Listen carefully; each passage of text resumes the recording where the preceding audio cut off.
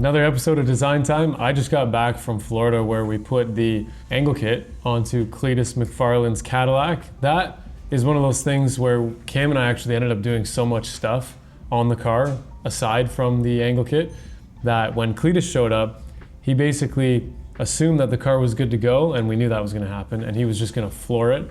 And he said we're either going to go into the pond or we're going to drift the car. And I have to say the stress levels that we're experiencing for the first like 20 minutes was pretty high. And then after we saw how it worked, honestly, the only thing I was worried about was the electric power steering. And everything was phenomenal. The car handles extremely well with the electric power steering. I wish it was a little bit heavier, but all in all, that was a fantastic week. 100% success. Actually a shocking level of success in terms of a brand new drift build. Cletus and Adam were both like, this never happens, to be honest. You never build a car and everything works properly. Kudos to Cletus' team as well, because they did a bunch of drivetrain stuff that we weren't part of. And all of that worked extremely well, including a 3D printed intake from Ty over at his shop. And even though it got a little squishy, you saw in the video, it still held up, proving that there's a place for 3D printing in high performance 1,000 horsepower cars.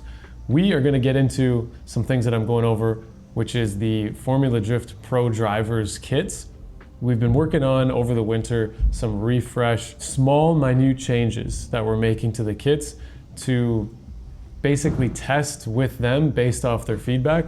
So currently I'm simulating the LZ spec kit. He's been running this for 2 years. So I got a Kansei wheel that's the same spec that Adam runs, 17x9 with varying offset. Adam likes to play with offsets a lot. The values that we're seeing on this kit, we have a camber value here being shown kind of in a live format where it actually changes throughout the travel range. So you can see on the lead wheel, we're getting upwards of 10 degrees of positive camber. But really what we're dialing in is the toe that Adam preferred to run for the year, and then overlapping that with the Ackermann, and we're making a 1 millimeter change to the Ackermann location. 1 millimeter. I can't show you the actual values that he's running for this, at least not yet, because we are going to be releasing this kit as a full, this is exactly where Adam runs everything. You can buy the exact same parts and you can run exactly what he's using.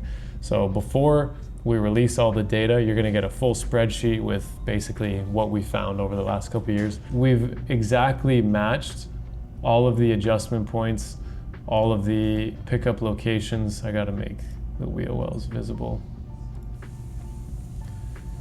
He has over fenders on his, so you can see actually how wide this is relative to a stock fender.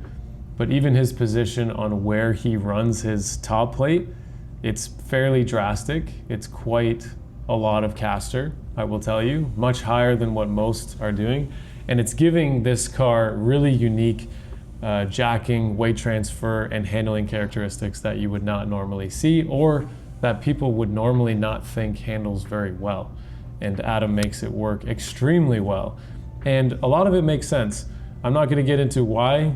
Actually, I will. I'll get into just a little bit of it if you think of it this way. With these extremely high values, you are using the weight of the car to self-align your steering as well as the direction of travel. This is a high KPI, this is a high caster, and this is a high camber value. These three being at a, I'm gonna say high a lot, these three being at a really high value, create a ton of jacking plus the scrub radius that Adam plays with. What that's doing is transferring a ton of weight to the rear of the car. If you think of an uneven table and if you lift one of the legs, it then supports itself, but really what you're doing is transferring the weight to the 3 supporting legs to balance it out. He's doing that, but in a drift car, and the only place that that weight can go is basically to the rear with these kind of crazy values. And as well, if you have a low grip scenario, which is in the rain or in high speed, you're actually using the kinematics to help with self-aligning the front.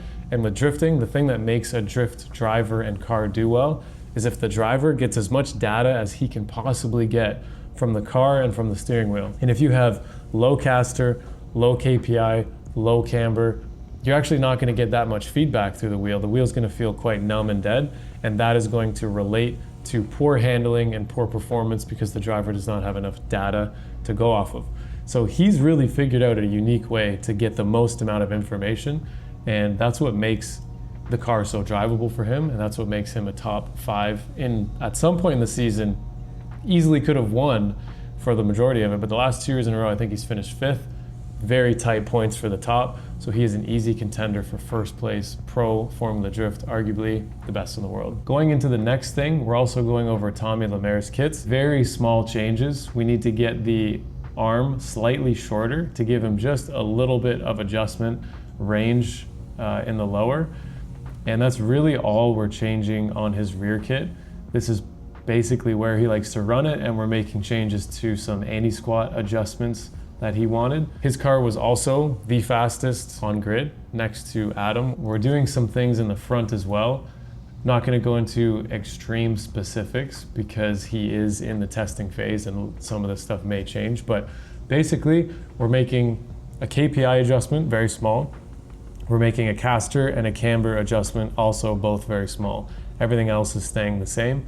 The good thing about doing that with the knuckle that I designed for the C5, 6, and 7 is that these brackets are modular, and we can simply make changes to them based on just designing a new bracket and then bolting it into the same place. So the knuckle itself never needs to be changed, and we can make these really minute adjustments by just modifying and building a new bracket. We're also going to be increasing the stiffness of the steering rack. The C7's weird. It only has these 4 holes, which were originally used for the leaf spring. And we're gonna try and just tie into 2 of these bosses here. And the reason for that is there's a ton of force going through the plate. We never had any issues, but we just want to increase rigidity to the plate for future prevention. We just felt like we should do that. And that's pretty much all we're doing for those 2 drivers. And it's just interesting to see these guys are running exactly the same products that we sell, but they're also willing to test and push the limits so that if we find something that improves, which drifting is really interesting, you can find improvements in things that don't necessarily make sense on paper, and then it translates to being better performance in real world. Very unlike road racing, where hitting an apex, entering and braking, and all of the things that you're supposed to do are all very systematic and repeatable and measurable.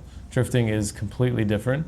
Nothing is really that measurable in terms of the conditions, the tires, even differences in wheel speeds and entries, and there's so many things that you can do from run to run that vary how that run went, and almost none of it is calculable. So what we are focusing on is getting the driver the most amount of information, the best handling that they can, so that they can do their job. We have cool parts that we're finishing up here too. This is a wider COM 12 uniball bearing. This is going to be used on some tubular road racing control arms so that this cup is large enough to land a tube and get a good weld on it. The cups that we typically use are much narrower, and basically if a tube landed it on any angle other than straight, you don't have enough room to weld it. So we just machined up about 100 of these. We're going to be making some really cool control arms using that. I've also been messing around with manufacturing some curved or bent Heim joints. This is actually what the M2 CS BMW, factory BMW, made for road racing. Their control arms have a bent Heim joint on it.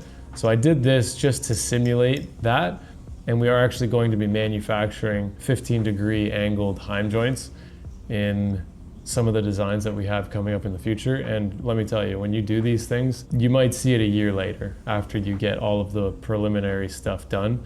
These things do not happen overnight. They take a very long time. I actually worked on this a couple months ago. We're probably gonna get some testing parts coming in within the next couple of months. So it was just sitting on my desk, so I figured I'd show you. When I was at Drift HQ, I picked up this 3D Connection Space Mouse. They ship from 3D Connection within the US, and then if you buy in other countries, it's always through distributors. I came from the Space Mouse Pro, and the Space Mouse Pro doesn't have the screen here displaying what you're using. And I'm having a ton of fun using this thing because, as you can see on here, if I switch between different screens, it'll actually change the functions that you'll use on those screens. So right now I clicked on my Autodesk screen and it's gonna show me that I can use all of these quick commands. And basically what I'm doing with these commands, I've created for example, a copy and a paste button, and you can go right into the settings of 3D connection. You can set up so many different commands to do a bunch of different things. And here's the other cool part. I'm currently in solid design, but if I go into a sketch, oh, this is gonna mess up my design. Anyways, I'll just do it. If I open up a sketch, it now goes into Autodesk Fusion Sketch, and it changed, again, all of the modes that you're able to use. And I just changed it to hotkeys currently, but basically I have a copy, a paste, I have all of my constraints as well. And I don't think I'm even using a fraction of what this enterprise one is capable of. But I started with this one for 13 years, the one that we let Alex use. And that one, I felt like was all I ever needed or wanted, because too many buttons means too much relearning. But taking this on and simply doing like a joint, an extrusion, a copy, a paste, and then a couple other small commands, my hand, I'm realizing, doesn't need to leave this mouse, and that's the goal. Every time it leaves, I'm kind of triggered to find out how I can get that command to be easily on this. And that brings me over to the Pro. We have all three models here, Enterprise, Pro, and then the Standard. I'm not sure if it's called the Standard, but no man's using the Pro. So this is what I came from. Very similar. You get 4 options to basically set up quick keys, and I believe you could change these, but these are basically all your different views. You can fit to screen, and then escape, shift, control, and alt. Those are used all the time as well. You actually use escape, might be the most used button. Anytime you want it, you're in a command that you don't want to be in, you're always using escape. So to have that on the board is crazy. It's just a lot of fun. Don't take it from me. I gave the mouse to Alex like 2 weeks ago, so what do you think? It's been helpful for, going around designs and stuff like that. It's, like you said there, it's going from the keyboard to the 3D mouse is still a bit to get used to, but just figuring out the 3D mouse, I think, is a big hurdle in itself. It's a lot different than using your shift or whatever. So there's a little bit to learn. And you're using it on Creaform right now.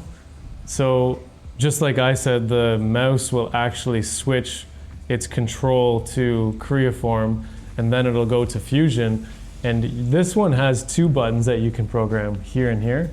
You can't actually program those to do, I think like control is a common one I set up for Creaform, because before you select something, you need to push control. So I made this button control, so that you just move it around, push control, and then you can click anything.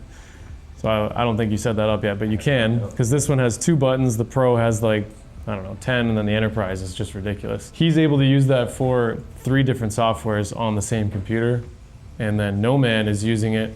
But like I said, you can use it for the internet too, which is crazy. No man, you've been using it for like 2 months, right? Oh yeah, 100%. Josiah, so the first time Josiah got me this compact one, and it was amazing. This is the 13-year-old one. This is the first one I got. And then I started hating it, switching from keyboards to mouse.